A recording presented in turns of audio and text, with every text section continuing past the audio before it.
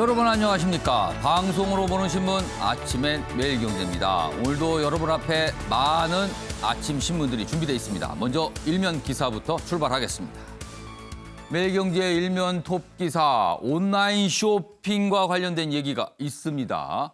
네이버, 쿠팡, 그리고 SK 온라인 쇼핑 삼국지가 펼쳐지고 있다는 겁니다.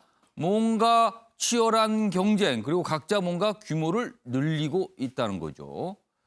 SK텔레콤의 11번가 내년 7월부터는 미국 아마존 제품을 판매할 수 있다고 합니다. 뭔가 손을 잡은 거죠. 그리고 네이버, CJ 대한통운, 쿠팡과 소프트뱅크 동맹을 맺어 맞불을 놓고 있다는 겁니다. 이런 삼국지, 각각의 업체들 치열하게 경쟁을 벌이는 이유는요. 국내 온라인 쇼핑 시장이요. 매년 쑥쑥 자라고 있기 때문입니다. 소비자들 입장에서는요. 경쟁이 치열해지면 서비스가 좋아질 거란 기대할 수 있을 것 같습니다. 이번엔 조선일보 보겠습니다. 나라 돈 8천억을 넣어서 항공 빅2 합친다. 이런 제목입니다. 빅2, 대한항공과 아시아나입니다. 대한항공이 아시아나 인수를 추진하고 있는데요. 정부는 산업은행에 자금을 투입합니다. 8천억 원을요. 그리고요, 그 돈, 그리고 뭐 다른 돈과 섞어서 대한항공이 아시아나를 인수하게 되는 겁니다. 세계 7위의 초대형 항공사가 출범하게 됩니다. 그러나 주주연합 그리고 노조는 반발하고 있어서 진통이 예고된다. 이런 내용까지 담고 있습니다. 다음은 경향신문 확인해 보겠습니다. 수도권 거리두기 1.5단계로 상향 임박했다. 이미 예고가 나왔지요. 정부 오늘 논의 후에 확정 발표할 예정입니다. 19일부터 적용 잠정 결정입니다. 강원이 포함이 되는 겁니다. 내달 수능을 기점으로 확산 증폭 우려가 있습니다. 하루 확진자 최대 400명까지 될 수도 있다. 이런 전망, 예고 이런 것까지 나왔어요. 지금요. 전문가들은요. 거리두기 당장 상향을 해야 된다. 그리고 1.5단계로 높이는 것도 부족할 수 있다. 이런 지적들이 나오고 있습니다. 마지막으로 세계일보 보겠습니다. 기사가 이쪽 아래에 위치하고 있습니다. 김해 신공항 결국 4년 만에 백지화 수순. 2016년에 결정이 됐죠. 김해 공항 확장 계획입니다. 오늘 총리실 검증위원회가 타당성 결과를 발표하는데요. 이미 뭐 결과는 예정된 거 아니냐, 알고 있는 거 아니냐, 이런 얘기까지 나오고 있습니다. 안전소음 환경 등 부적정 판단을 내릴 것으로 지금 언론들은 보고 있습니다. 지금까지 일면기사 짚어봤고요. 오늘도 뉴스의 행간을 읽어주시기 위해 네 분 자리하셨습니다. 한 분씩 소개해드리겠습니다. 먼저 화면 맨 왼쪽에 배종호 세한대 교수 자리하셨고요. 그리고 그 옆에는 김한규 변호사 나오셨습니다. 그리고 주영규 삼육대 겸임교수도 자리하셨고요. 마지막 자리에는 장혜찬 시사평론가 나오셨습니다. 안녕하세요.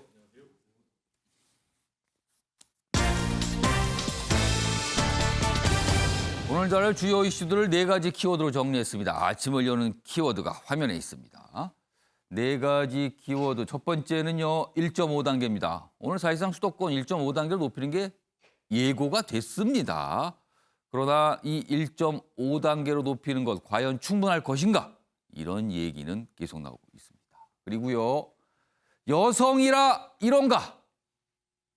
우리 정부의 한 장관 얘기입니다. 어제 어떤 행사가 있어서 질문을 받고 답을 할 기회가 있었는데 여기서 본인이 여성이라서 그런가요? 라는 약간 어떻게 보면 불만 또는 한탄이 섞인 이야기가 나왔습니다. 오늘 준비돼 있고요. 세 번째 키워드는 백발 트럼프입니다. 원래 트럼프 대통령의 트레이드마크가 금발의 수탉머리 아닙니까? 그런데 최근에는요. 백발로 등장하는 경우가 늘고 있습니다. 트럼프 대통령은 워낙 쇼맨십이 강한 대통령이라서 그냥 흘러넘기기에는 의미가 있다. 미국 언론 중심으로 이런 또 분석까지 곁들여져 있습니다. 마지막 키워드는 답정너식 검증인가?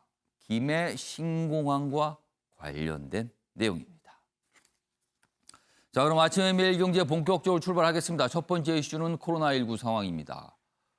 올해 초에 봤던 상황 다시 반복되는 걸까요? 좀 걱정되는 전망, 상황들 보이고 있습니다. 첫 번째 매일경제 기사입니다. 수도권 거리두기 1.5단계로 올린다. 오늘 예정돼 있습니다. 확진이 사흘째 200명대입니다. 그동안은 100명대, 이것도 좀 많으니까 100명 이하로 줄여야 된다. 그런 얘기가 있었는데 오히려 200명대까지 올라섰어요. 19일 적용, 이 1.5단계 적용 날짜를 얘기합니다. 정윤병 질병관리청장, 2주 후에는 하루 300에서 400명대까지 나올 수도 있다. 굉장히 무서운 전망을 내놓은 겁니다. 그리고요, 이런 가운데 미국 모더나도 백신 94.5%의 효과가 있다. 이런 내용을 발표했습니다. 지금 백신 개발이 잇따르고 있는 상황이긴 합니다. 다음으로 다음 기사 하나 더 보겠습니다. 김장하다가 밥 먹다가 일상 감염에 위협받는 방역망입니다. 그렇습니다. 통상적으로 많은 분들 이렇게 하시잖아요. 식사도 하시고요, 김장하다. 그러나 여기서 확진이 나온답니다. 여기 보면 전국으로 지금 확산되고 있고요. 가족, 소모임 통해 동시다발 번지고 있습니다. 이렇게 되면은요, 정확한 감염원을 모르는 경우가 많이 발생을 합니다, 지금요. 자, 무증상 젊은층 확산도 문제다. 이 부분 점점 늘고 있는 상황입니다. 자, 그럼요. 먼저 방역 당국의 설명부터 듣고 이어가도록 하겠습니다. 재생산 지수 관련해서는 현재 1이 넘은 그런 상황이기 때문에 이런 모델링을 하는 예측하시는 분들의 다양한 단기 예측, 한 2주나 4주 후에 예측의 결과를 보면 300명에서 400명 가까이 발생할 수 있을 걸로 예측을 하고 있는 상황입니다.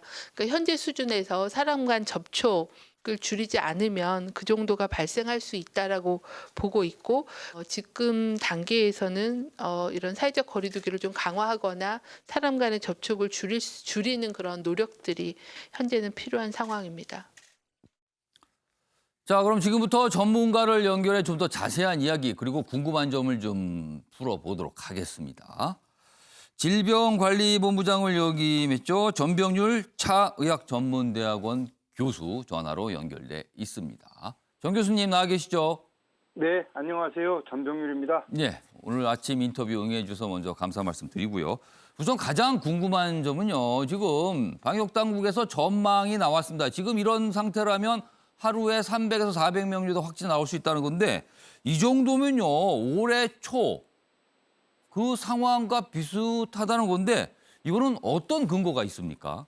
네, 일단 통계학적으로 재생산 지수의 의미를 우리가 이해를 해야 됩니다. 예. 이보다 크다는 얘기는 환자가 접촉을 하게 되면 더 많은 새로운 환자를 만들 수 있다는 얘기고 예. 현재 재생산 지수 1.12라는 수치를 전제로 했을 때 예. 적어도 단기 그 환자 예측 모델에서 예. 하루 평균 300명 내지 400명이 발생한다는 그런 예측을 하는 것인데요. 예. 이러한 예측이 과거 감염 사례에서도 상당 부분 일치가 되는 것들을 우리가 알 수가 있습니다. 따라서 이 재생산 지수가 감소될 수 있도록 하는 노력이 방역당국의 역할인데 예. 이는 결국 우리 국민들 모든 분들이 사람들 간의 접촉을 최소화하는 그런 노력이 이루어질 때 달성 가능한 수치라고 이해를 해주시면 좋을 것 같습니다. 그러니까 한 사람의 확진자가 감염시키는 그 정도를 말하는 재생산 지수가 지금 1.1 이상으로 나오기 때문에 좀 더 늘어날 수 있다. 지금 이런 전망이군요, 지금 이 근거는요. 네, 그렇습니다. 자, 그런데요. 뭐랄까 많은 분들이 이런 궁금증을 좀 갖고 계세요. 올해 초하고 비교하면 지금 개인 방역 굉장히 철저하고 있는 거 아니냐. 마스크들 거의 다 착용하고 계시고 굉장히 주의하고 있는데도 왜 올해 초와 같은 상황이 반복될 수 있다는 걱정이 나온 건가? 이거에 대한 질문이 많습니다. 네, 일단 그 첫 번째 요인으로는 계절적 요인을 우리가 생각할 수 있습니다. 날씨가 추워지고 또 건조한 환경이 되게 되면은 이 환경 내에서의 바이러스 생존 기간이 길어지고 또 길어지는 만큼 감염될 수 있는 기회가 더 많아진다는 얘기가 되죠. 예. 그리고 또 두 번째는 우리가 이제 초기에는 다들 긴장을 해서 어떻게 보면은 이 사회적 그 활동을 최소화할 수 있는 그런 상황이었는데 예. 이제는 한 10개월 정도가 지난 상황에서 이 활동의 범위가 축소되지는 않고 오히려 더 전국적으로 활동이 넓어지는 그런 양상을 지금 보여주고 있죠. 이런 부분들이 이 연초에 비해서 훨씬 더 단기간 내에 많은 환자가 발생할 수 있는 그런 요인으로 작용을 하고 있다고 보시면 좋을 것 같습니다. 그렇다면 마스크 잘 쓰시고 손도 잘 소독하시고 하고 계시만 워낙 다니는 반경이 올해 초보다는 굉장히 넓어졌다는 거네요. 그런 이유가 있다는 거네요. 그럼요. 네, 그렇습니다. 사실 과거에 뭐 이태원 사례, 또 휴가철, 또 광복절 집회 사례를 비춰보면 다 그 인구의 이동이 전국적으로 발생했을 때 나타난 현상이었거든요. 예. 이번에도 가을철 그 단풍 그 이 산행 뭐 이런 것들이 결국은 전국적인 인구의 대이동을 촉발시켰기 때문에 환자가 급증하고 있는 그런 양상이라고 이해해 주시면 좋을 것 같습니다. 자, 그렇다면 지금부터 남은 문제, 결정해야 될 문제는 과연 어떻게 할 것인가인데요. 지금 전문가들 사이에서도 의견이 갈리는 걸로 좀 알려지고 있는데요. 일단 한쪽에서는 지나친 봉쇄가 오히려 좋지 않다. 이건 경제를 마비시킬 수 있으니 이른바 위드 코로나 시대 감내를 하면서 가야 된다는 의견이 있고요. 또 다른 한 축에서는요. 좀 더 신속하고 과감한 방역 조치로 가야 된다. 이 상태로 놔두가 안 된다. 이런 의견이 있거든요. 전병률 교수님께서는 어느 쪽 의견을 좀 갖고 계십니까?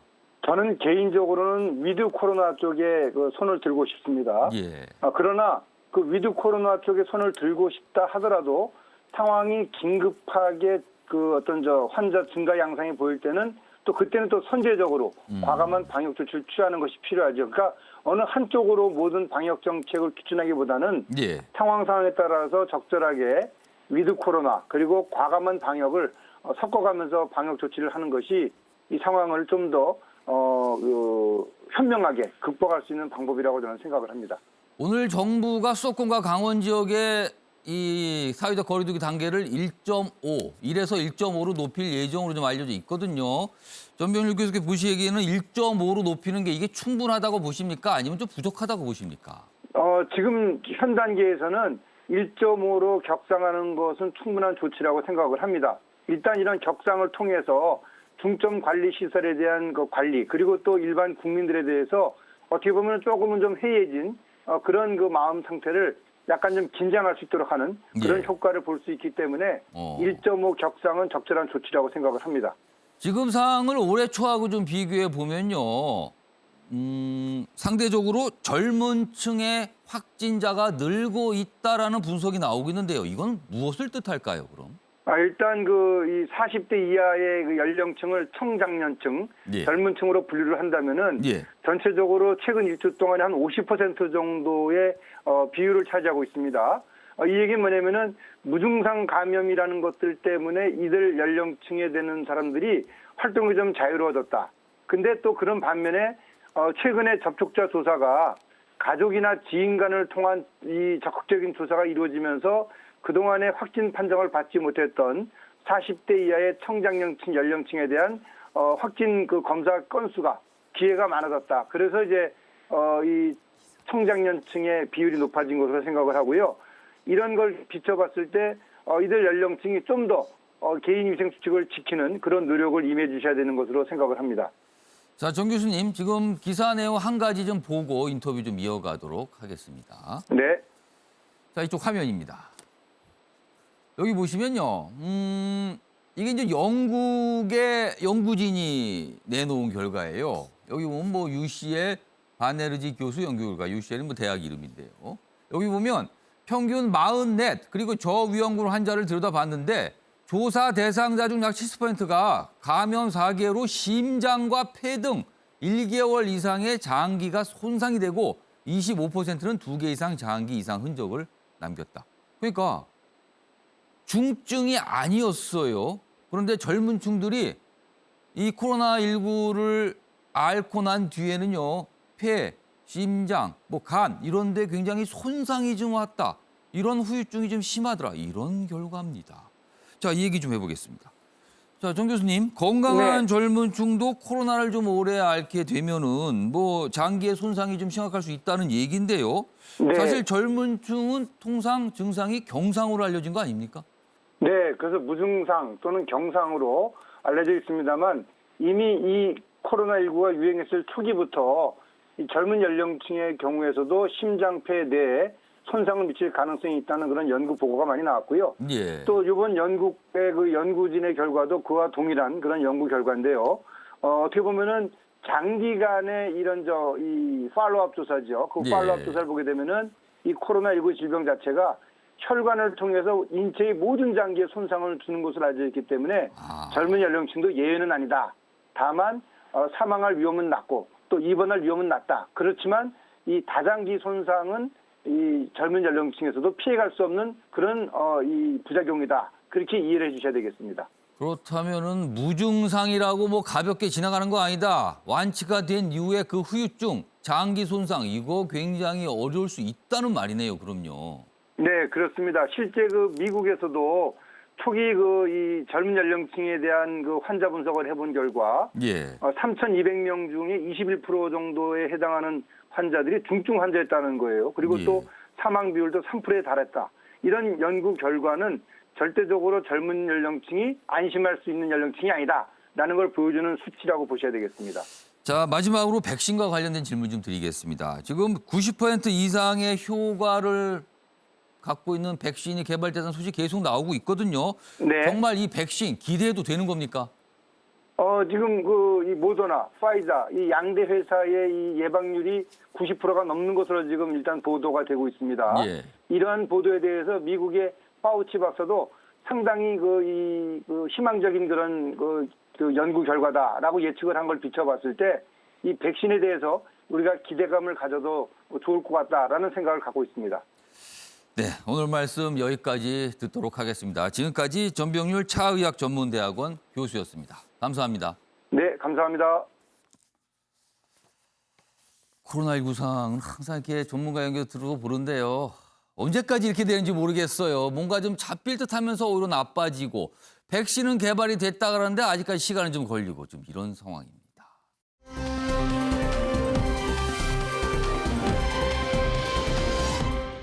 자, 다음 주제로 좀 넘어가 보겠습니다. 정치권 소식인데요. 몇 명의 인물이 좀 연속해서 등장합니다. 이어가 보겠습니다. 먼저 며칠 사이에 개각 얘기가 좀 꽤 있죠. 지난주에 정세균 국무총리가 기자간담회를 열었는데 거기서도 개각 얘기 질문이 좀 있었거든요.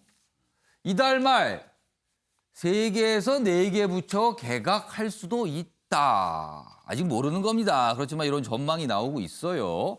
그리고 김현미 국토부 장관, 추미애 법무부 장관은 일단 유임으로 가닥이 잡혔다. 이런 얘기입니다. 내용 좀 더 보겠습니다. 여기 보면 여러 명의 인물이 등장을 해요.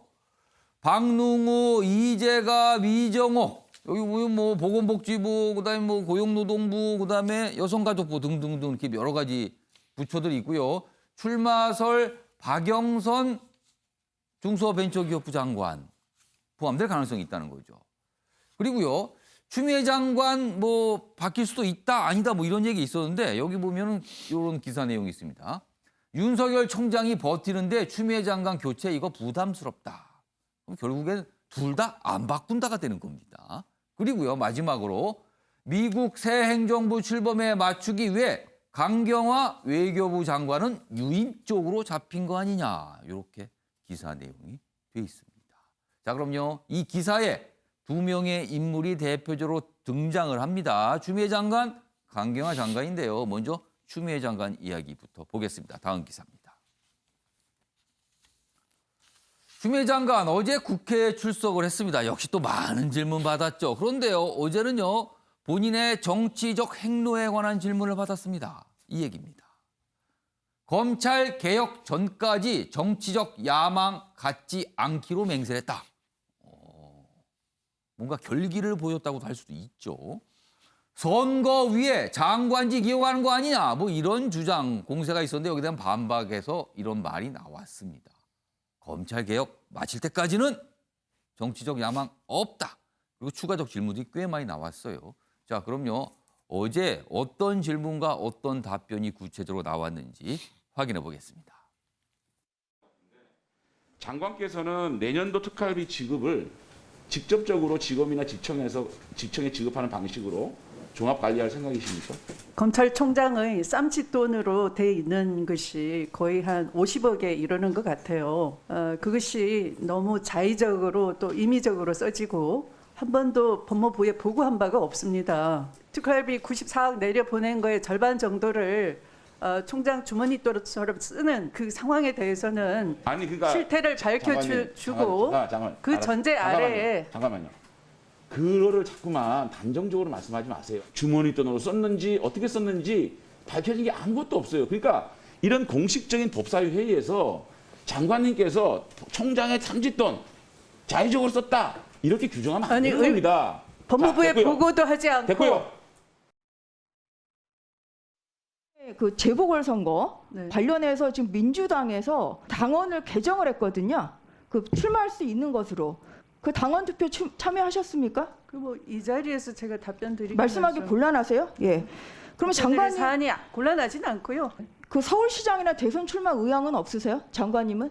오로지 검찰 개혁의 사명을 가지고 이 자리에 왔기 때문에 그 일이 맞춰지기 전까지는 정치적 입장을 갖고 있지 않습니다. 그러니까 표명하지 않겠다. 네. 예. 장관직을 수행하는 동안에는 서울시장이나 대선 출마 그런 의향이 의지가 있는지는 없습니다. 없어요. 표명하지 않는 게 아니고 예. 검찰 개혁하기 전까지는 그런 정치적 욕망, 야망 갖지 않기로 제가 맹세를 하고 이 자리에 앉아 있는 겁니다. 그러면 장관직을 그만둔 다음에는 그렇게 할 수도 있다는 말씀이세요? 그거야 알 수가 없고요. 일단 검찰 개혁이 완수될 때까지는 장관직을 내려놓지 않을 겁니다. 자, 어제 추미애 장관의 발언 중에서 두 가지 대목이 굉장히 언론의 주목을 받았습니다. 첫 번째 대목은요. 검찰개혁 완수까지는 여기 보시면 장관직을 내려놓지 않겠다고 했습니다. 그 대목입니다. 자, 배종호 교수님. 예. 검찰개혁 완수 전까지는 내려놓지 않는다. 그럼 완수가 목표라는 건데 추미애 장관이 생각하는 검찰개혁 완수는 무엇을 뜻하는 겁니까?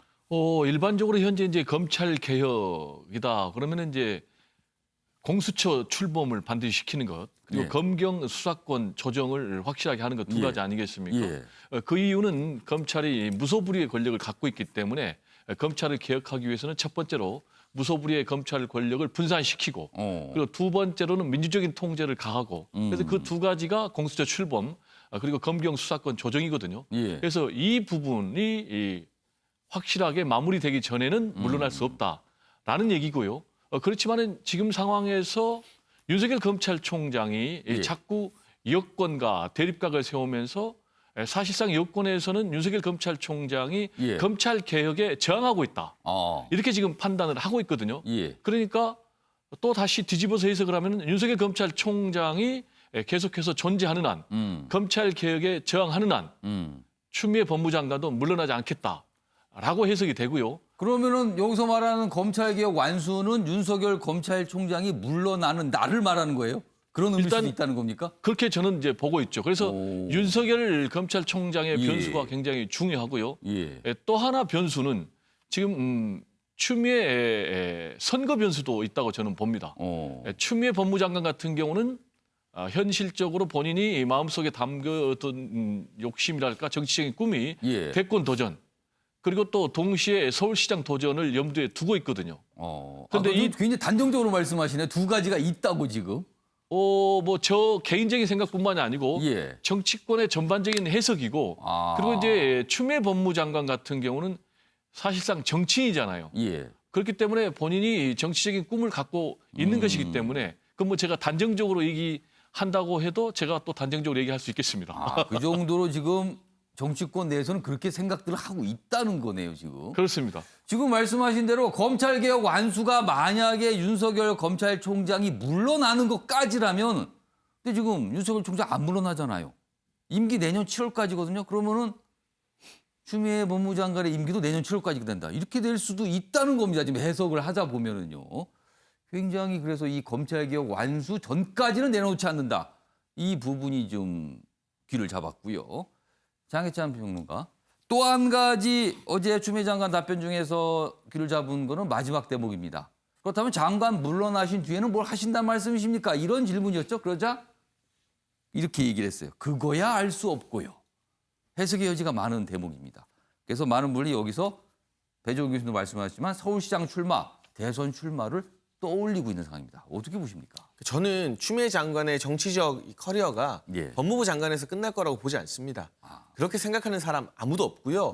사실 이제 국가 의전 서열로 따지면 여당 당대표를 했었기 때문에 법무부 장관을 수행하는 게 격을 낮춰서 임명된 것이다라는 말은 그렇죠. 초반부터 많이 나왔었거든요. 사실 의전서이나 이런 거 따져보면은 내려갑니다. 그렇죠. 굳이 내려간 이유가 무엇이겠습니까? 예. 이 검찰 개혁이라는 문재인 정부의 어떤 수건 과제를 본인이 직접 마무리 짓고 해결함으로써 그 이후에 더 큰 정치적 동력을 확보하겠다는 결국 2보 전진을 위한 일부 후퇴가 추미애 장관 입장에서는 법무부 장관직을 수락한 것이었다고 많은 전문가들이 그러면은 보고 검찰 있는데 개혁 완수라는 게 본인한테 엄청난 정치적인 힘이 될 수 있다. 이런 네, 뜻인가요? 결국 그 힘을 바탕으로 서울시장에 도전할 것 같지는 않고요. 예. 일단은 물리적 시간 자체가 서울시장 재보궐이 내년 4월에 있기 때문에 예. 그렇게 되면 일단 우선적으로 윤석열 총장의 임기는 내년 7월까지입니다.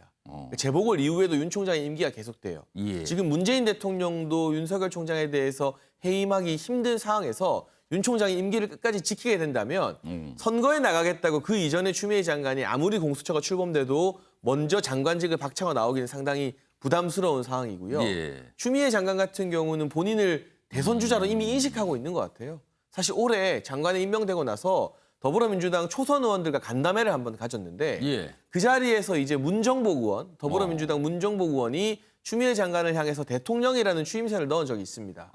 그 영상도 언론을 통해서 공개가 됐는데요. 예. 그러한 추임새에 이 추미애 장관이 뭐 그런 말씀하지 마시라 이렇게 만류하는 것이 아니라 활짝 웃으면서 기분 좋아하시더라고요. 영상으로 남아 있습니다. 아주 작은 예일 뿐이지만 추 장관이 이제까지 걸어왔던 어떤 행보, 당 대표까지 했다는 점에서 미루어 보게 된다면 본인이 이 공수처 출범과 검찰 개혁 문제, 그리고 윤석열 총장에 대한 견제만 마무리하게 된다면 예. 지금 사실 이 민주당 내부의 친문 당원들 같은 경우는 김경수 지사의 2심 실형 선고 때문에 예. 확실하게 마음 둘 곳이 없는 이 상황에서 추미애 장관 자신에게도 대권에 대한 이 가능성이 열릴지 모른다. 그런 기대를 하고 있는 것 같고 나중에 그런 일은 어떻게 될지 모른다는 말은 결국 이 재보궐 선거 이후에 이 윤석열 총장의 임기가 끝나면 그때 이제 대선을 준비할 수 있는 기간이 또 6개월 정도가 됩니다. 본인이 아마 마지막에 여권의 히든 카드가 될 수 있다는 정치적인 고려를 충분히 하고 있다고 개인적으로 전망하고 있습니다. 자, 그렇다면요. 얼마 전 윤석열 검찰총장도 국회에 출석해서 이런 비슷한 질문을 받았죠. 장관직 끝난 뒤에 뭐 하실 겁니까? 그러나 해석의 여지가 굉장히 많은 답변을 내놨어요. 추미애 장관 역시 어제 마지막 질문에서 그거야 알 수 없고요라는 말을 했습니다. 그래도 오늘도 장혜찬 변호사는 이게 분명히 대선을 생각할 수 있는 거다라는 해석을 남겨주셨고요. 배종규 교수님 뭐 대선과 함께 서울시장 역시 남아있다. 정치권에서 그렇게 본다. 이런 행간 읽어주기들을 해주셨습니다. 오늘요. 뭐 대선전이 그럼 치열할 수도 있겠네요. 이렇게 막 등장들을 하게 되면은요. 지금 상황은 이렇게 가고 있습니다. 다음은 강경화 외교부 장관 얘기 좀 해보겠습니다. 오늘 기사가 하나 나왔는데 좀 눈길을 잡는 기사입니다. 강경화 기를 쓰고 하는데 여성이라 이런가? 그러니까 기를 쓰고 일을 하고 있는데 뭔가가 불만족스럽다는 거죠. 외교 난맥상 그리고 패싱 논란이 일자 남성 기득권 문화 난 최선 다해 뭐 이런 얘기가 좀 나왔어요. 외교부요. 패싱 아니다 뭐 이런 반박을 했습니다. 외교부는 뭐 맨날 패싱 아니라고 반박을 계속합니다. 지금 뭐가 있을 때마다. 여기 좀 더 보겠습니다. 최근에 강경화 외교장관과 외교장관을 둘러싸서 벌었던 일들을 정리해놨어요. 여기 지금 빨간 줄로요. 강 장관은 서해 공무원 피살 사건 당시 긴급 안보관계장관 회의에서 빠졌죠. 그렇습니다. 그리고요. 외교 안보라인 고위급 비공식 모임에도 자주 초대받지 못했다. 그리고 얼마 전 박지원 국가정보원장의 일본 방문도 외교부와 충분한 협의 없이 진행된 것으로 알려졌다. 뭐 이런 얘기예요, 지금. 이런 거 보면은 뭔가가 빠져 있는 듯한 느낌이죠. 그래서 여성이라 이런가 이런 얘기가 심상치 않게 들리는 겁니다. 지금요. 이 얘기 좀 해보겠습니다. 먼저 이 얘기 실제 어떤 모습이었는지 영상으로 확인해 보겠습니다. 저도 이제 그 여성으로서 이렇게 처음 외교장관이라고 하는 이 막중한 자리에서 정말 기를 쓰고 다 하고 있습니다만 저도 간혹 여성이기 때문에 이런가 하는 이거를 느낄 때가 있어요.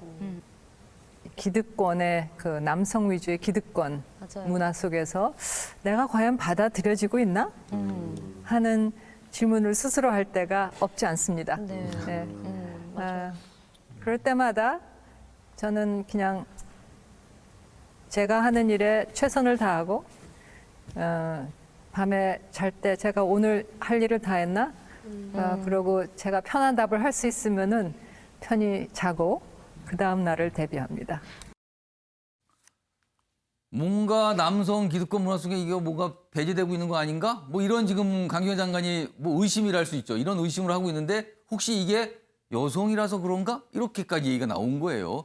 주홍규 교수님이 보시기에는 지금 기사 상태 보면 여러 가지 뭔가 배제되는 모습이 있었어요. 나타났습니다. 지금요.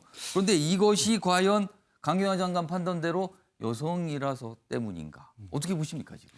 일단은 이제 강경화 장관님 개인 스타일이 좀 솔직하시고 예. 조금 이렇게 꺼리낌 없이 말씀을 하시면서 좀 저런 얘기도 굉장히 솔직하게 얘기한 예, 거예요. 맞습니다. 그런 스타일이고 이제 최근에 이제 업무가 너무 과중하고 자신이 맡은 그 임무가 막중하기 때문에 그런 스트레스를 좀 호소하신 것 같아요. 이제 그런 스타일로는 읽히는데 과연 여성의 이걸 젠더 이슈라고 표현하는데 여성의 문제라서 이런가라고 얘기하는 것은 조금 저는 부적절하다는 지금 생각이 이 사안이 젠더 이슈일까? 예.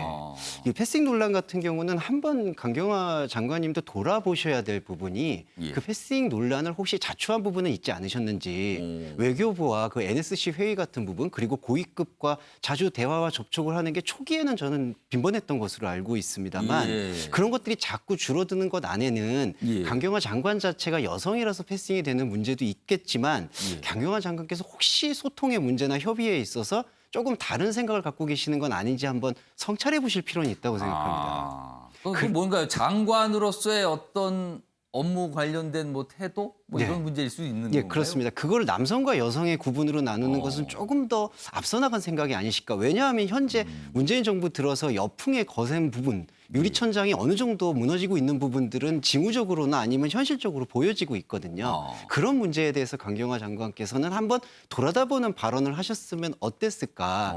이게 조금 더 아쉬운 게 예전에 지금 예. 최근에 이제 그 남편 되시는 교수님께서 이제 미국 이제 예. 그 논란이 있었을 때에도 남편을 아무도 못 말린다라는 그것 안에 어떤 논의가 있었냐 하면은 이게 과연 남성의 문제였으면 이렇게 됐을까 여성의 문제 이런 걸로 몰고 갔던 적이 있었거든요. 그런 부분과도 연장선상에서 봤을 때 이걸 과연 여성의 문제만으로 봐야 될 것인가 그거는 오히려 여성의 젠더 이슈를 약화시킬 수 있는 여지가 있다고 생각을 합니다.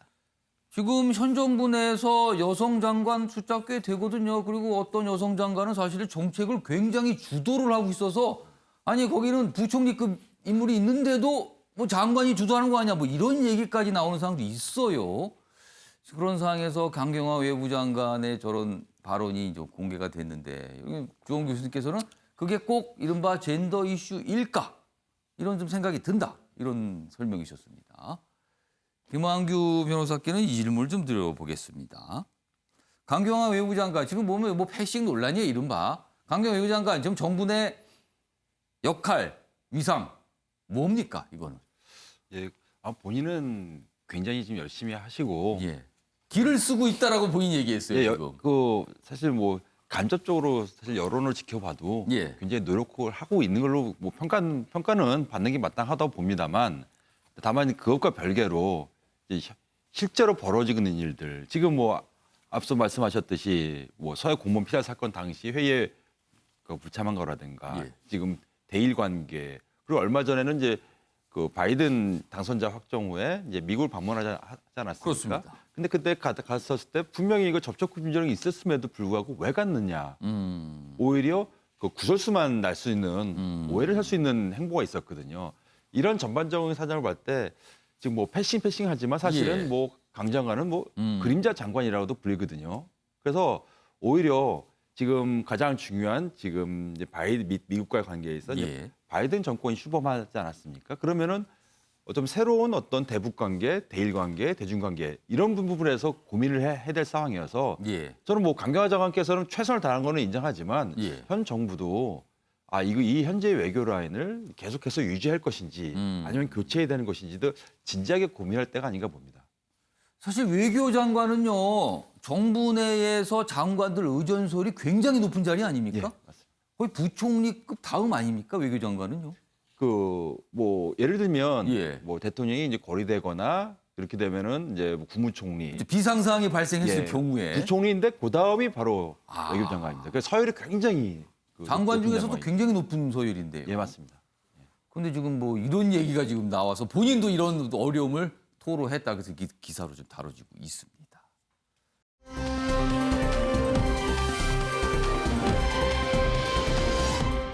자, 다음은요. 어제 정치권 이 인물 주목을 받았습니다. 굉장히 뭐라 할까요? 모처럼이라고 할까요? 오랜만이라고 할까요? 이런 표현을 쓸 수 있는 상황일 것 같습니다.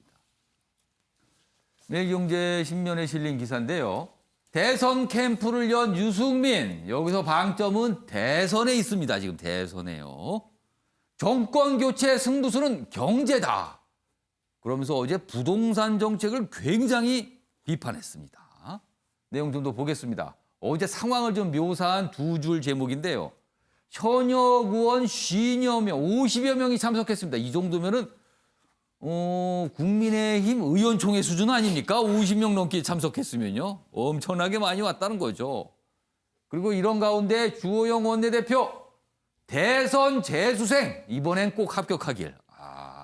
2017년에 한 번 나왔는데 안 됐죠? 이번엔 재수인데 꼭 되시길. 이렇게 또 얘기가 나왔습니다. 자, 이 얘기 좀 해보겠습니다. 자, 그럼요. 어제 어떤 상황인지 영상으로 확인해 보겠습니다. 예, 와주셔서 고맙습니다. 예, 고맙습니다. 예, 바쁘신데 고맙습니다. 예, 고마워. 오셨습니다. 아유, 반갑습니다.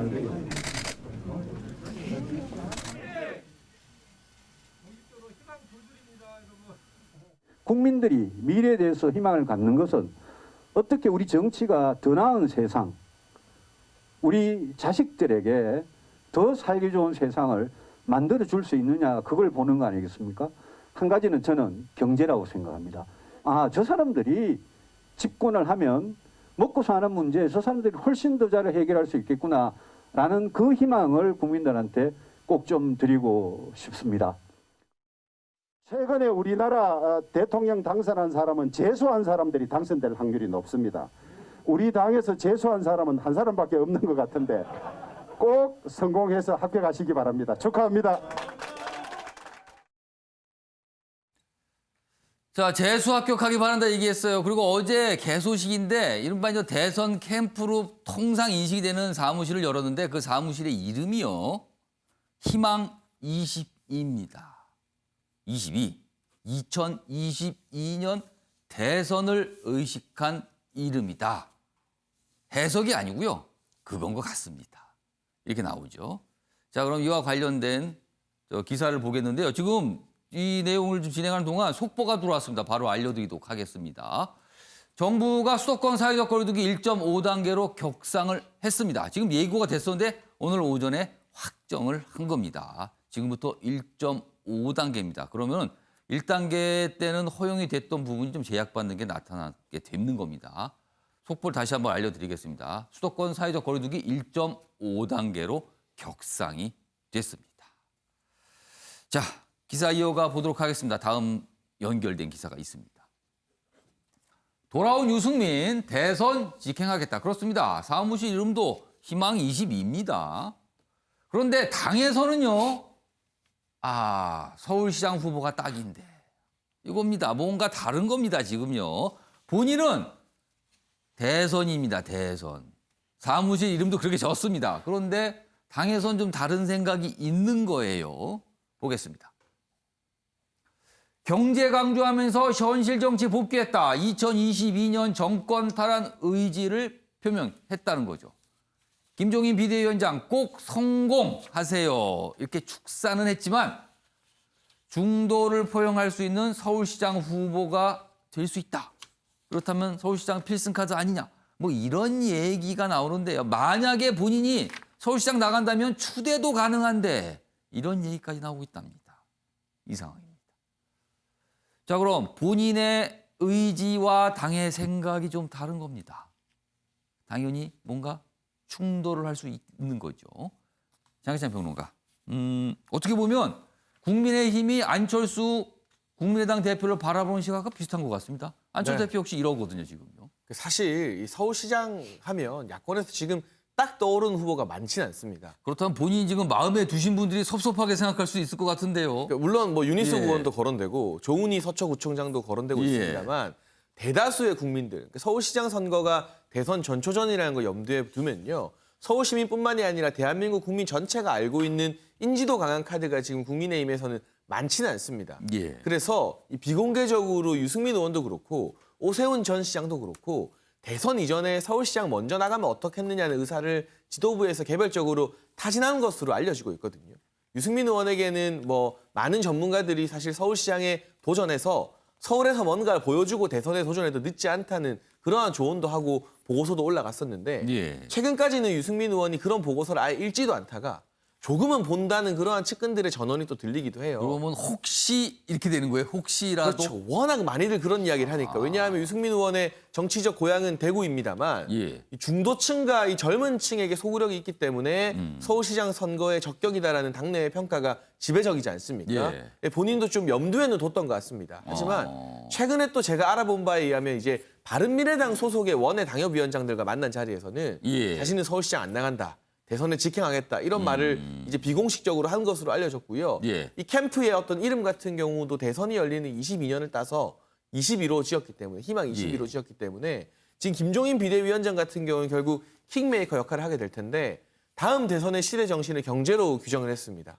그렇다면 현재 국민의힘 내부에서 경제에 가장 정통한 적임자는 유승민 의원이 아니겠는가 본인 스스로는 그렇죠. 그렇게 경제학자 출신이거든요. 생각을 하고 있는 것 같고요. 예. 이제 일단은 긍정적인 사인 두 가지는 현역 의원 50명이 참석했다는 부분. 예. 그리고 특히 이제 TK 대구 경북 지역에서 지금 중심 역할을 하고 있는 주호영 원내대표가 저 자리에 참석해서 대선은 재수생이 유리하다. 예. 힘을 실어줬다는 것은 사실상 TK 내부에서 과거 박근혜 정부와의 갈등으로 좀 고초를 겪었던 유승민 전 의원 입장에서는 가장 큰 힘이 아닐까 싶고요. 예. 지금 이 당내에서 거론되는 오세훈 전 시장이나 원희룡 제주지사와 비교해 보면 유승민 의원이 그래도 조금 더 빨리 걸음을 내디디면서 예. 어느 정도 주목을 끄는 데는 성공했다 이렇게 봐야 될 것 같습니다. 대선을 본인은 가고 싶은데 바로 당에서는 서울시장도 좀 생각해 보시죠. 뭐 이런 거예요. 지금 상황은요. 자, 김한규 변호사께 짧게 질문 드릴게요. 가정을 해보겠습니다. 만약에 유승민 전 의원이 서울시장 후보로 출마할 경우 여당으로서는 부담스러울까요? 아니면 그렇게 부담스럽지는 않은 존재일까요? 어떻게 전망하세요? 그 인지도 면에서 예. 사실은 그 국민의힘에서 유승민 전 의원 정도 되는 인물은 많지는 않거든요. 그 예. 어느 정도 좀 중도성 상황도 있기 때문에 예. 아마도 상당한 좀 부담감은 있지 않을까. 신경이 굉장히 좀 특히 쓰일 수 있다. 아마 경제, 부동산으로 공략할 것 같거든요. 또 부동산 하면 또 서울이 지금 제일 항상 주목을 받는 곳인데. 예, 많은 또 민심에서 좀 약간 좀 현 정권이 부담이 클 것 같습니다. 그러니까 그런 거네요. 부동산 문제를 전면에 내세워서 서울시장 선거를 임할 경우 여당으로서는 굉장히 부담스러울 수 있다. 이렇게 전망이 될 수가 있겠네요. 지금. 근데 아직까지는 본인은 나는 대선인데 왜 그러세요? 뭐 이런 입장으로 알려져 있습니다. 자, 정치권 소식 뭐 이 정도로 좀 마무리하고요. 나라 밖으로 가보겠는데요. 트럼프 대통령과 관련돼 있는데요. 화면에 사진이 좀 있습니다. 일단 사진부터 좀 봐주세요. 무슨 차이가 있을까요? 뭐 숨은 그림 찾기는 아니고요. 두 사진이 뭐가 다른가 합니다. 머리가 좀 다르죠. 첫 번째 이 사진은요. 지난 5일이고요. 그 옆에 사진은 13일. 날짜 차이가 한 8일 정도 차이가 있죠. 그러니까 여기는 미국 대선이 끝난 직후, 대선이 끝난 지 꽤 지난 뒤입니다. 원래 트럼프 대통령은요. 트레이드마크가 이 머리잖아요. 이른바 앞머리를 딱 세운 수탉머리 그리고 금발입니다. 그런데 최근의 사진 보세요. 백발이군요. 그리고 뭔가 머리가요. 수탉머리가 아닙니다. 안 올라갔어요. 지금요. 그래서 이걸 두고 미국 언론에서 굉장히 많은 해석들이 있는데 여기 보시면 대선 후 백발이 된 트럼프입니다. 자, 이 얘기를 뭐 시청자 여러분께서는 그렇게 말씀할 수도 있어요. 뭐 염색 안 했나 보지. 그런데요, 그게 꼭 그런 게 아닐 수도 있다는 거예요, 지금요. 자, 이 얘기 좀 해보겠습니다. 배조 교수님. 네. 미국 언론의 추정입니다. 뭐 대통령이 어떻게 된지 미국도 공개가 안 되는 게 많아서요. 일단 스트레스를 받아서 하얘졌다.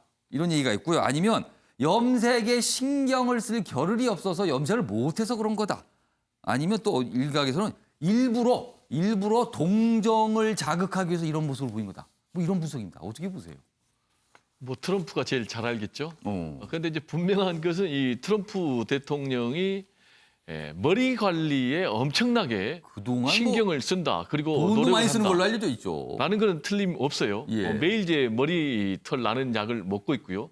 또 지금 저렇게 금발로 해가지고 뭐 닭 벼슬처럼 하는 그 헤어스타일이 나오게 된 배경이 모발 이식 수술하다가 흉터가 생겼답니다. 그래서 그 흉터를 감추기 위해서 이렇게 한쪽으로 하는 그런 헤어스타일을 하고 있는데 지금 이제 최근에 이렇게 헤어스타일이 금발에서 백발로 바뀌니까 우리 언론만 관심 갖는 게 아니고 미국 언론도 코로나19 백신보다 이 소식을 더 중요하게 다뤘을 정도로 관심을 가졌어요. 그러면은 과연 스트레스 때문에 금발이 백발로 바뀌었을까? 그거는 아닌 것 같아요. 그러면은 원래 백발이었던 것 같아요. 그런데 염색을 안 한 것은 틀림없는 것 같아요. 그러면 염색을 일부러 안 했을까?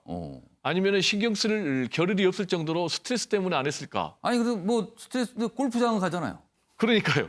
그래서 제 생각에는 상당히 정치적 의미로 일단 본인이 백발을 노출한 것 같다. 그러면 어떤 정치적인 그런 배경이 담겨 있느냐? 결국 이제 본인이 정치적인 세를 결집을 해야 되잖아요. 그래서 뭐 100만 지표도 지금 준비돼 있고 정치활동위원회 만들어서 자금도 만들고 있고 지금 다음 대선도 다시 출마하겠다라는 그런 얘기도 나오고 있지 않습니까? 그래서 지지자들을 결집하기 위한 일종의 동정심을 유발하기 위한 그런 정치적인 전략이 가장 가능성이 높지 않나 이렇게 저는 생각을 합니다.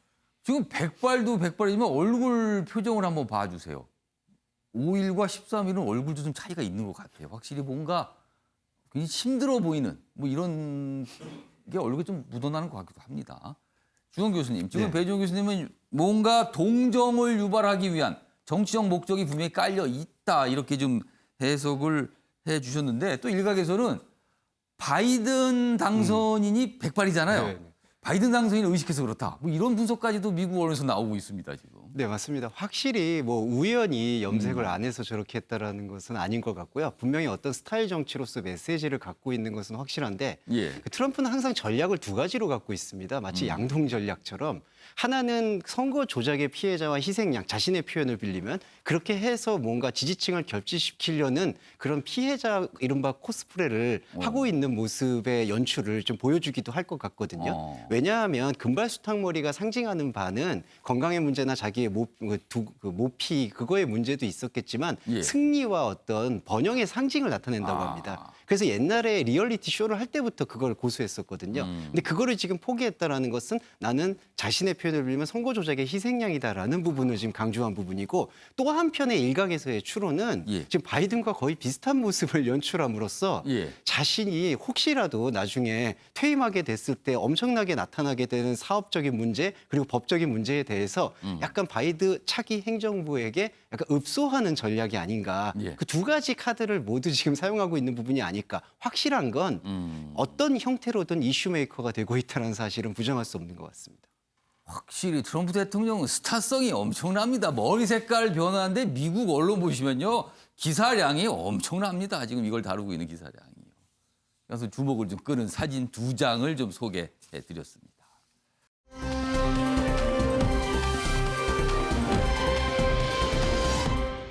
자, 다음은 정책 얘기 좀 해보겠습니다. 김해 신공항 이야기입니다. 총리실이 뭔가를 좀 곧 내놓을 예정인데요. 근데 뭐 내용은 이렇게 갈 것이다. 뭐 이미 많이 또 알려졌어요. 가덕도 신공항 사업 속도 붙을 듯 대구, 경북 반발 목소리 커지고 있다. 과거에 이른바 동남권 신공항 얘기 참 갈등이 많았는데 또 그러는 거 아니냐는 거죠, 지금. 그러니까 이른바 TK, PK 갈등이 또 나오는 거 아니냐는 겁니다. 총리실 산하 검증위원회가 오늘 결과를 발표할 예정입니다. 70억이 투입된 김해 신공항 이 정도라면 폐기 수순위로 보인다는 거죠. 활주로 길이, 그다음 뭐 협의 부족 이런 걸 아마도 검증위가 문제 삼을 것 같다는 겁니다. 당초 연구 용역에서는요, 김해가 가장 적합하다. 확장 공사가 가장 적합하다. 이런 판정을 내렸거든요. 그리고 가덕도는 경제성과 안전에 취약하다는 지적을 받았는데 이게 좀 뒤집힐 판인 겁니다. 여당 내 일각의 목소리입니다. 선거에 정책 이용 비판 우려된다. 그런 가운데 대구시장은요. 이건 뭡니까? 영남권 의사 다시 모아야지 이렇게 가는 거 안 됩니다라고 반발을 하는 목소리를 내고 있습니다. 그 옆에 이 그래프를 좀 보겠습니다. 2016년 당시 너무나 많은 갈등이 있어서요. 정부가 외국의 전문가 집단에게 판정을 의뢰했습니다. 그 나온 결과가 이렇습니다. 여기 보시면 2016년 당시 연구 용역 결과입니다. 이게 각각의 그래프가 1000점이 만점이에요. 그런데 일단 1등은요. 김해공항 확장, 활주로 1개 추가하는 안이 1등을 차지했습니다. 가장 높은 점수였어요. 그리고 2등은요. 밀양입니다. 2등이 사정이 밀양. 밀양을 차지했는데 뭐 활주로를 2개, 활주로 1개. 이게 점수가 600점대로 비슷하게 나와서 2등을 차지했어요. 그리고요. 그 다음 순위가 가덕도입니다. 가덕도도 활주로를 하나로 하냐 2개나 점수 차이가 있는데 가장 낮은 점수를 받았는데 이번에 정부의 생각대로라면 가장 낮은 점수를 받은 가덕도로 가게 되는 겁니다. 이런 지적이 나오는 거죠. 다음 기사 하나 더 보겠습니다.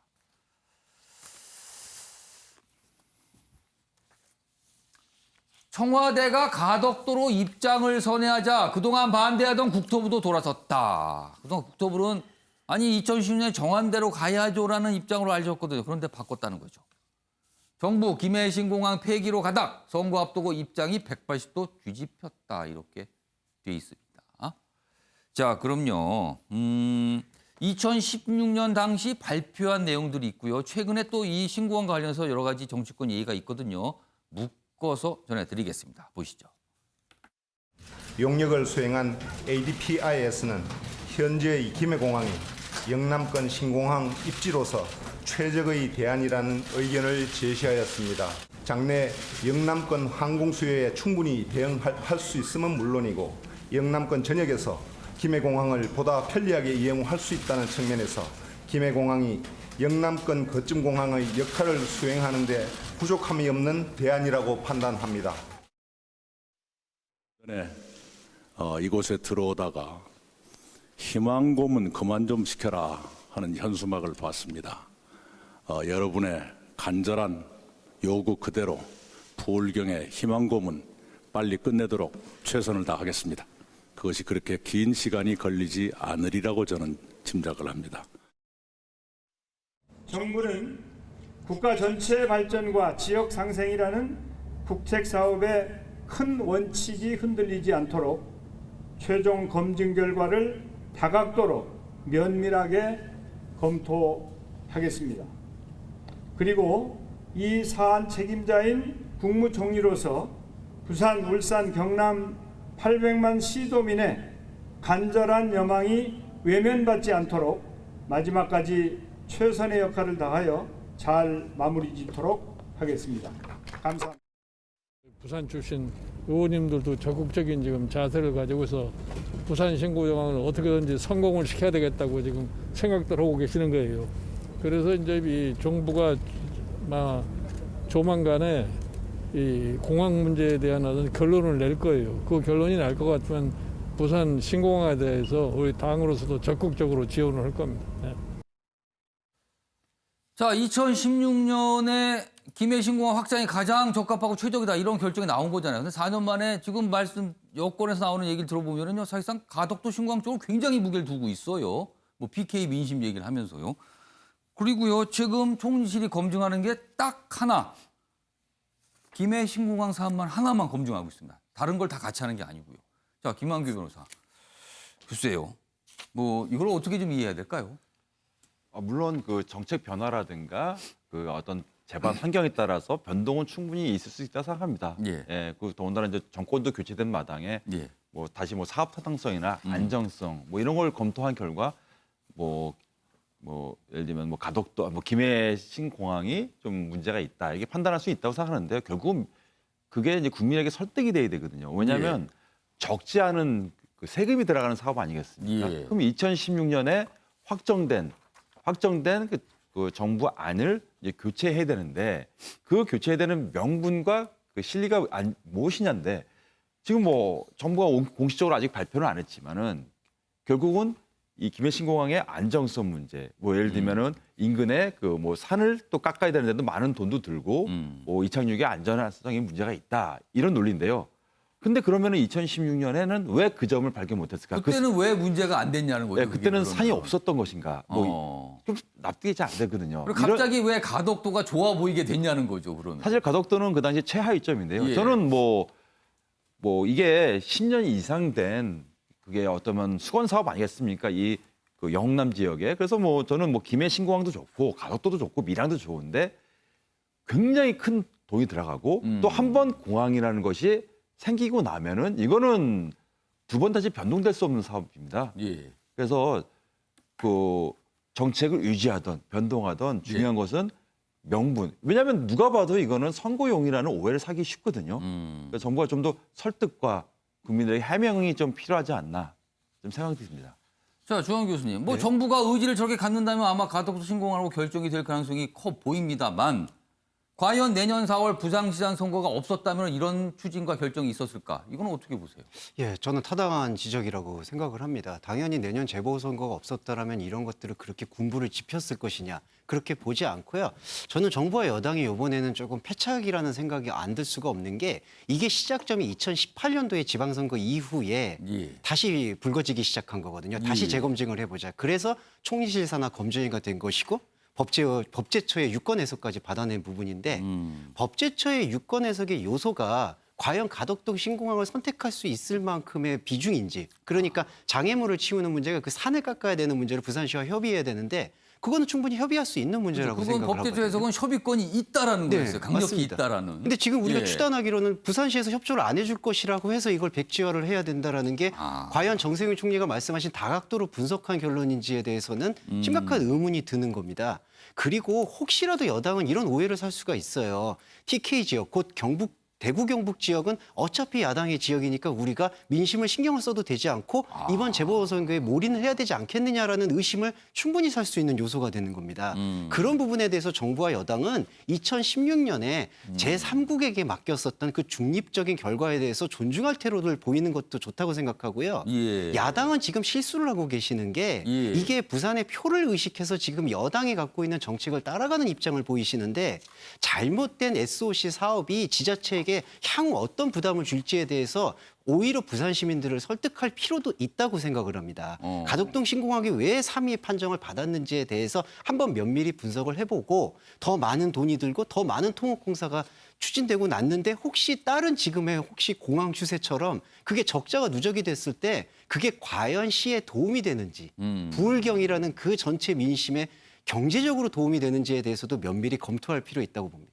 지금 야당 얘기를 잠깐 곁들여 주셨는데 그 기사도 오늘 소개돼 있습니다. 보겠습니다.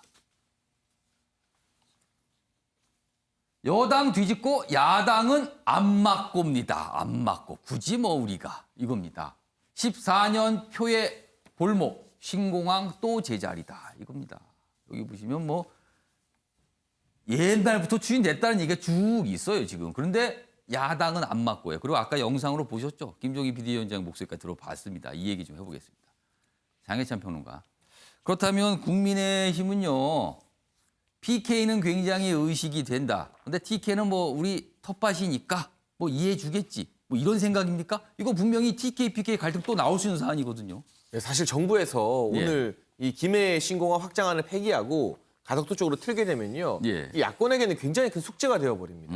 말씀해 주신 것처럼 국민의힘 내부에서 벌써 지역별 의원들의 의견이 분열되고 있는 양상이 보이고 있거든요. 권영진 대구시장을 비롯해서 뭐 곽상도 대구시당 위원장 이런 이 대구나 경북의 권역을 두고 있는 정치인들 같은 경우는 이거 우리 인정할 수 없다. 영남권 전체의 중지를 다시 모아야 된다. 그러니까 다시 하자는 거잖아요. 그럼 벌써부터 목소리가 높아지고 있고 반면 PK 지역 이번에 부산 경남 지역에서 당선된 국민의힘 의원들이나 또 주자들 같은 경우에는 환영하는 입장을 낼 수밖에 없거든요. 정부 정책에 발을 맞출 수 있는 입장에서 예. 이게 국민의힘을 또 갈라치게 할 수 있는 국민의힘은 어떻게 되는 겁니까? 가운데에 서 있는 건데. 정치적으로 보면 상당히 야당 입장에서는 받기도 안 받기도 애매한 수가 되어버리는 것이고요. 예. 그러나 큰 틀에서 봤을 때 저는 이 전문가들의 다시 한번 정책 검증이 필요하다고 보는 것이 2016년에 용역을 했던 파리공항공단 엔지니어링 같은 경우는 이게 경제성 평가도 했지만 저 평가 항목을 제가 그 당시에 한번 다 봤었는데 정치적인 내용도 평가 항목에 들어가 있었습니다. 예. 그러니까 이게 김해 신공항 확장 외에 밀양이나 가덕도를 선택하게 되면 정치적으로 이 대구와 부산의 갈등이 격화되면서 손해보는 내용도 그 갈등 비용까지 감안을 그렇죠. 한 거군요. 감점 내용에 들어가 있었어요. 그리고 그 당시 박근혜 정부는 아무래도 이 정치적 기반이 TK 쪽에 더 많이 있다 보니 예. 이걸 가덕도로 가게 되면 TK 지역 주민들의 불만이 커질 거라는 걸 박근혜 정부 청와대 차원에서 좀 고려하지 않았겠는가 하는 그러한 의구심도 남아있기 때문에 이번에 만약 제3 이제 기관에게 용역을 맡기게 된다면요. 예. 외부인들도 투입을 해서 여야가 다 인정할 수 있는 또 필요하다면 여당에서 한두 명, 야당에서 한두 명도 그 검증위원회에 참석시키는 방법으로 이 논란을 이제는 문재인 정부 임기 안에 종결 지을 때가 되기는 됐다고 보고요. 종결 지을 수 있을까요, 이거를? 그리고 만약 국민의힘도 예. 큰 틀을 정해야 된다면 저는 사실 반대하기 힘들 거라고 봐요. 대선이라는 아주 큰 선거 국면에서 예. 결과적으로는 PK 표심 같은 경우는 언제든지 또 민주당 쪽으로 바뀔 수도 있다는 그렇죠. 걸 이 국민의힘 쪽에서 이미 한 몇 번 확인하지 않았습니까? 예. 그렇기 때문에 가덕도를 받아들이고 그 대신 TK 민심을 다른 방향으로 다독이는 그럼 방향에 TK 계신 분들은 뭐 우리는 뭐 이렇게 될 거 아니에요. 그러면 우리는 뭔가 이렇게 얘기 안 하겠습니까? 대구공항 이전 등이 이미 결정이 났고 예. 거기에 뭔가 어드밴티지를 주는 방향으로 국민의힘도 큰 틀에서는 이 방향을 거부하기는 조금 정치적으로 힘들지 않을까 싶습니다. 그러니까 자칫 이 상황이 국민의힘을 굉장히 곤란하게 만들 수 있다는 거네요. 자, 배조 교수님. 네. 만약에 정부가 가덕도 신공항 결정하게 된다면요. 이번에 뭔가 정책이 뒤집혀서 결정이 되는 거잖아요. 근데 사실 전국에 공항을 원하는 지역 굉장히 많습니다. 그럼 그들 지역 가만히 있을까요? 거기도 요구할 거 아닙니까? 만들어 달라고. 그러니까 이제 이번 기회에 좀 확실하게 결론을 내려야 되는데요. 예. 이게 쭉 그동안에 진행된 양태를 보면은 뜨거운 감자임에는 틀림이 없어요. 예. 당초에 노무현 대통령이 2006년에 남해안 신공항을 좀 만들어 봐라, 검토해 봐라라고 얘기했는데 그걸 이제 이명박 박근혜 두 대선 주자들이 이제 영남권 신공항으로 했고 특히 이제 그걸 이제 대구 신공항으로 전환을 시켰어요. 그러다가 도저히 안 되니까 MB 대통령 시절은 이걸 사실상 포기를 하고 대국민 사과까지 했단 말이에요. 그런데 예. 이제 박근혜 정부에서 다시 이제 김해 신공항으로 결론이 났지 않습니까? 근데 이 부분을 다시 뒤집었는데 지금 여기 보면은 근본적인 갈등이 TK와 PK 갈등이 있어요. 그리고 정치권에서는 또 표심을 또 얻어야 되기 때문에 계속 정치적인 그런 이제 논리가 개입이 되고 있는데 그래서 제 생각에는 이번 기회에 이 문제를 공론화 위원회를 만들어서 네. 좀 공론화 과정을 좀 거쳐야 된다. 그러기 위해서는 자꾸 이제 정치적인 판단으로 지금 여야가 다 정치적 논리로 판단하고 있는데 예. 그러지 말고 원점에서부터 정말 수요조사부터 해가지고 다시 이 검토를 해서 시작을 하는 게 맞겠다. 실제로 이걸 김영미 국토교통부 장관이 얘기를 했지 않습니까? 예. 그렇게 해서 이 문제에 대해서 더 이상 지역민들을 희망 고문시키지 말고 확실하게 좀 가부를 결정을 맺어서 더 이상 이 문제가 논란이 되지 않았으면 좋겠습니다. 공항 얘기가 또 나왔습니다. 뭔가 지금 이 뚜껑이 열렸습니다. 지금 뭔가 열리고 또 막 얘기들이 나오고 시작을 한 겁니다. 그동안 가까스로 뭔가 수습을 해놓은 상태였는데 말입니다.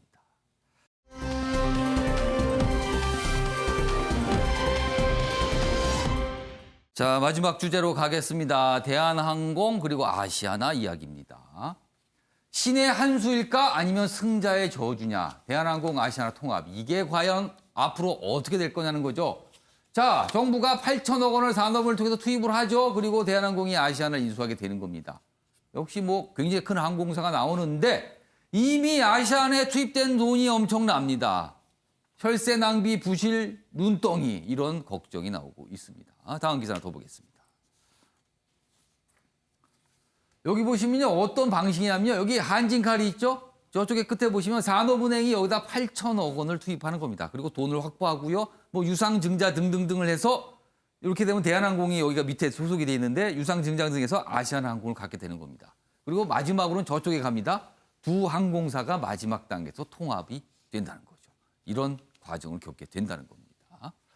자, 그럼요. 어제 발표 내용이 있었는데요. 먼저 확인해 보겠습니다. 오늘 산업은행과 한진그룹은 총 8천억 원 규모의 투자계약 체결을 통해 양대 국적 항공사인 대한항공과 아시아나항공을 하나로 통합하는 국내 항공산업 재편의 첫걸음을 내딛게 되었습니다. 대한항공과 아시아나항공의 통합과 관련해서 일부 우려가 제기되는 통합에 따른 고용 불안정과 소비자 편익 저해 문제 해소, 그리고 대한항공의 책임 경영 및 윤리 경영 강화를 위해서 채권단 및 대한항공과 적극 협의해 나갈 계획입니다. 통합이 됨으로써 독과점에 대한 우려가 제기가 되고 있습니다만 정부 입장에서는 우려하는 만큼의 피해는 없을 거로 생각이 됩니다. 자, 정부는 저렇게 설명했는데요. 기사 좀 더 보겠습니다. 지금 보면 부실 기업에 철새가 투입하는 거예요. 사실은요. 지금 굉장히 한국사도 어렵잖아요. 그런데 이게 정부와 대한항공 측의 뭔가 이해관계가 맞은 거 아니냐는 거죠. 산업은행 입장에서는 돈 먹는 하마가 된 아시아를 털어내고 이미 많은 돈이 들어갔어요. 근데 이거를 대한항공 쪽에 넘기는 거죠. 그리고 대한항공 조원태 회장은 경영권 다툼에서 우군을 확보하게 된 것이다. 뭔가 우위를 점한 이해관계가 있다는 거죠. 그러나 아시아나 11조 부채 그리고 코로나 장기화로 항공사 어려울 텐데 이거 어떻게 하냐는 거죠. 주주들은 밀시자합이라고 지금 반발하는 목소리도 나오고 있습니다. 김만규 변호사, 이거 어떻게 보세요, 이 사안? 이미 많은 돈이 그 혈세가 들어가 있고 또 이 합병이라기보다는 이 인수 과정에서 또 다시 수천억 이상의 어떤 공적자금이 들어가는 상황인데요. 지금 앞으로도 이제 코로나 전국이 당분간 지속된 상황에서 이 인수를 하게 되면은 지금 뭐 언론에서도 이미 이거 승자의 저주 또 논란도 있고요. 또 독과점 되면은 과연 우리 일반 국민들의 어떤 소비자들의 편익이 과연 어느 정도 보완될 것인지 뭐 이런 측면에서 또 고용 안정 문제도 있고요. 앞으로도 계속 논란이 될 것 같습니다. 그러니까 사안이 굉장히 복잡합니다. 이미 부채가 너무 많아서 이거 감당할 수 있는가? 그리고 항공사로 계속 안 좋을 상황으로 보이는데 이거 어떻게 할 것인가? 뭐 이런 얘기들이 계속 나오고 있는 상황입니다. 일단 진행은 되고 있습니다. 자, 아침의 매일경제 오늘 준비한 내용은 여기까지입니다. 시청해주신 여러분 고맙습니다.